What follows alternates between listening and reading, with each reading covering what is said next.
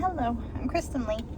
I have some time before I go in with, look at this hair, to go in and help with the cat clinic. And while I was driving here, I thought, well, I know that pets are a huge gift for families in the holidays. So I kind of was like going through my journey as a pet parent and tell you some of the faux pas I did, as I grew up with my animals and learned different things. And this way you can take a step back and think what works best for your family. If you are somebody that's always had animals and you just are fantastic and you're the one that's going to be ultimately taking care of the animal, and you're the one that,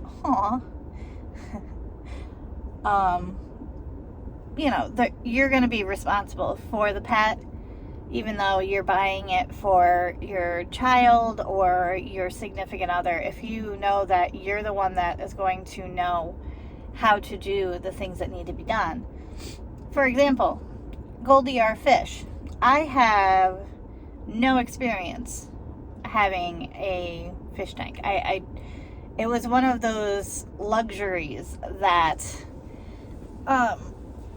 we thought about as when I was growing up, because you have to pay for the electricity, you have to pay for the water, you have to pay for and then as I've been prepping the tanks, because we lost 2 fish in the beginning, you have to have a bubbler, you have to have a really good filter system, you have to change the filters, you have to clean the poop and things off of the plants, and so there's a whole thing to it that you just think about the goldfish that you get at the fair. Like they're in these little fish bowls and that's where they should live their life. It's not.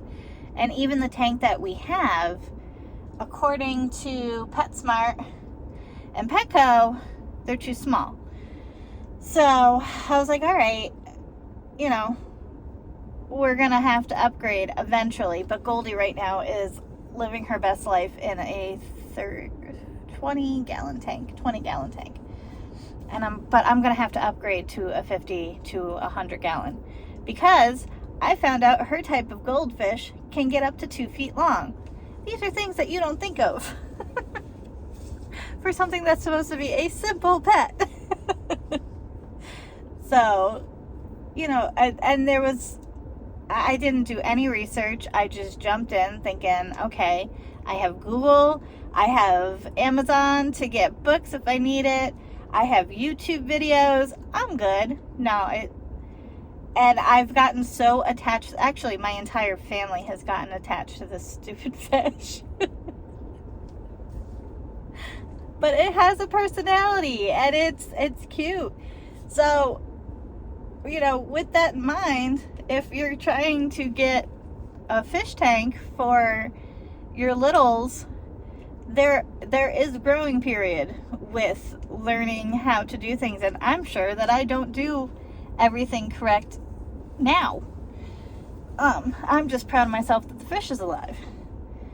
And the same idea for, I grew up in a house where we did not have the money for another mouth to feed. And if we did, like our dog, my dad brought home this awesome freaking dog. Her name was Iris. She was an older dog, and she didn't want to work on the farm anymore. She was not a cattle dog, but like she helped raise the animals, I guess. So maybe more like a therapy dog. Anyway, she was a therapy dog to me. And my dad brought her home for my brother for his birthday, and he wanted nothing to do with the dog, and I bonded with the dog. And there were things that we could have done better for her.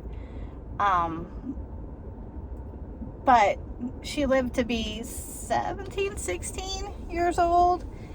and I just adored her. So, but because of that, and because I hadn't experienced animals, you know, growing up, when I became an adult, that's what I wanted to do. So, and then also my ex used to have little stints working for PetSmart, or, you know, he was a groomer at one point, and people would just dump their animals, and he would show up and he's like, I got some ferrets, I have a guinea pig, I have this, I have that. But one of the first things that we got when we started as a couple was a hamster.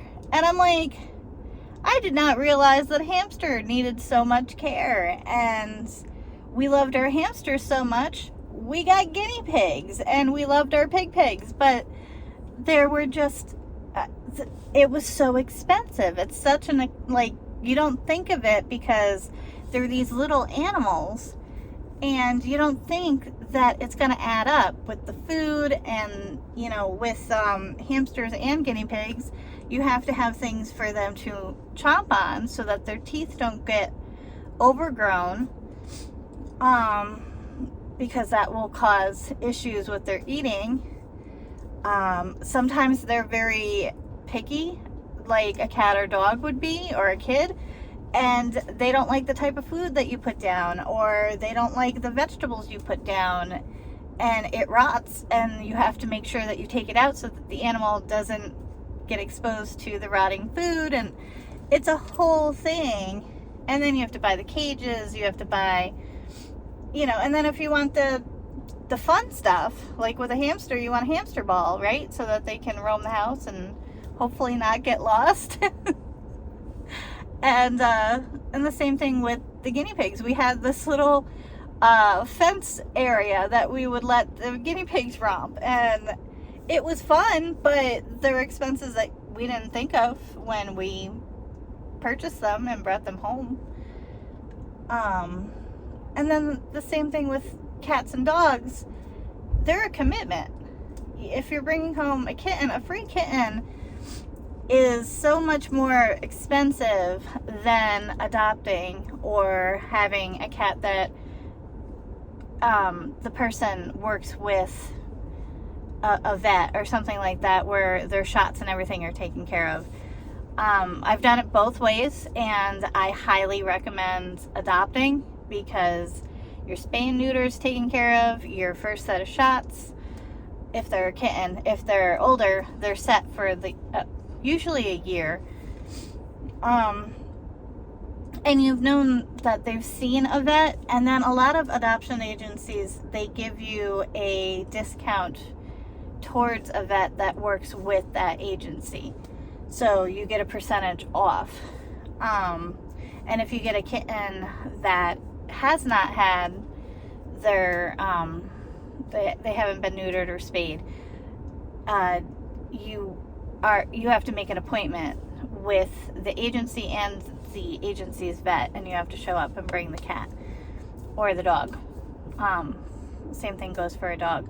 And then they live sometimes for 25, 30 years. So again, you got to make sure, are you going to be around? And I only bring this up because we've been having a talk about having a dog. I prefer not to have a puppy. I did not have the best experience after my dog Iris died when I was a teenager. We just bonded. Like, that was my dog, and I wish that older me could have given her the life that I wanted to give her. But we moved to a farmhouse towards the end of her life, and she was like frolicking in the fields with the deer and stuff, so we did the best we could. But when I was in my 20s, in lieu of a baby, because I could not produce a baby, my ex and I decided to get a puppy. And this puppy was a husky, Norwegian, Alaskan something. Elkhound? I think that's what it was. I don't know. She had so much energy. I had no idea what I was doing. I did not realize that the breed and the breed mix of the animal meant so much work, and we did not have the time for her. And I really regret that whole time, like, because she was a beautiful dog.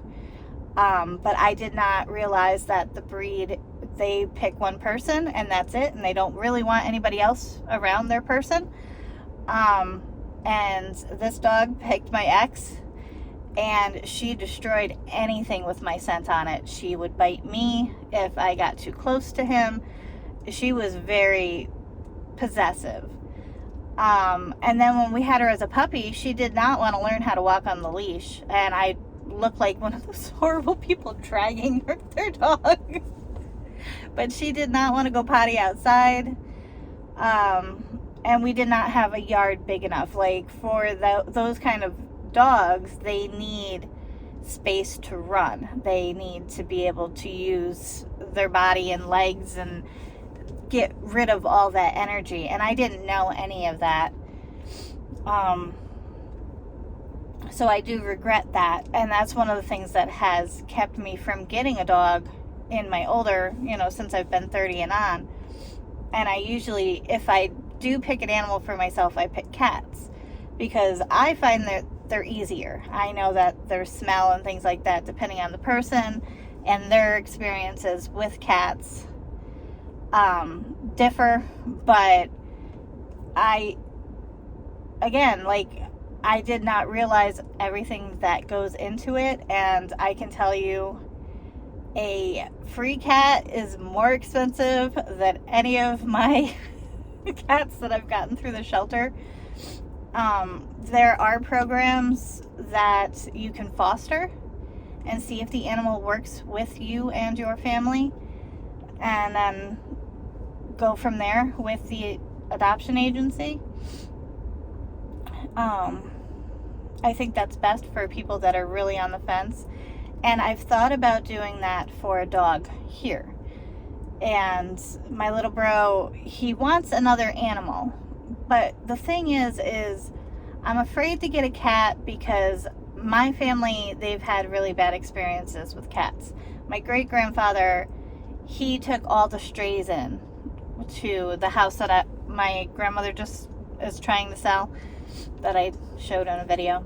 And the house reeked of cat urine and cat feces and the fur and just everything. And my grandmother and my father had to rip up all the carpets and things like that. So those are the things that they think of. And then, the damaging of the furniture and all that kind of stuff. So I know what goes into it, and I don't know if the cat's personality is going to work with my family.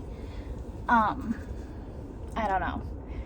So I've thought about getting a dog, and the thing is we have a good sized yard, but we can't have too small of a dog, because we have hawks, owls, some other kind, and then we have bobcats that sometimes come into the yard. And we also have a dog next door, and the dog next door is an escape artist and has figured out how to get into our yard a few times. And my thing is I don't want my dog and their dog to fight. So I've held off on it until we could secure the fence and whatever. And then as I've thought about it, we travel too much. And like, we're going to the Philippines in spring. We're going to be gone for a good amount of time. Doggy daycare would be really expensive. And then if we get them for Christmas, I think it's too soon to, have somebody else take care of them. I think it would be confusing. So I don't know. I don't think that we're ready just yet. I have been looking at golden doodles, because I think that they are an amazing breed. They're so smart. usually they're very family friendly, but it's really how you raise your animals. And then I remember Danielle had a poodle, this giant poodle, and then my best friend had a medium-sized poodle, and then she had miniature poodles. And they were so smart and so loving and just these awesome creatures. Like, Danielle's dog Bailey, like, he would just sit there and just, you know, put his paw on you and just be totally chill. And then my best friend, she had a medium-sized dog named Simba. He was awesome. And her mom had these little tiny babies, and one of them was named Chardog, and she was the sweetest thing ever. My best friend's dog Tink needed some help. Girlfriend was anxious. But yeah, so I've been looking. I would prefer a German Shepherd or something like that, but I don't know in California what licenses I need, because that's another thing when you're looking into animals. Certain breeds need licensing and temperament tests sometimes. But like I said, it really, it's how you raise the animal, because I've met some amazing pit bulls and amazing Rottweilers, you know, and it really just was how the family raised them. So just some food for thought. Like I said, right now our family isn't ready for a dog, even though I keep looking, and I'm like, or, oh my God, that one cat, that cat almost went in my pocket. I loved her. She went home to a beautiful home. But yeah,